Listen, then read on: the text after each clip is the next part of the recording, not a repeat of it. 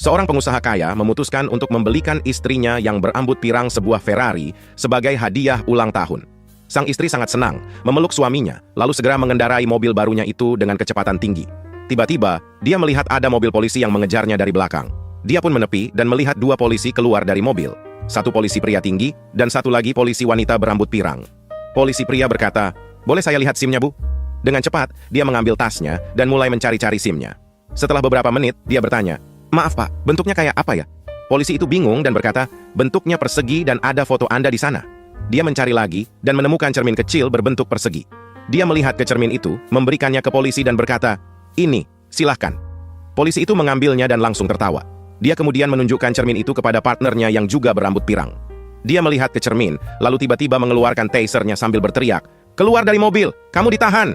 Polisi pria terkejut bertanya, "Apa yang kamu lakukan?"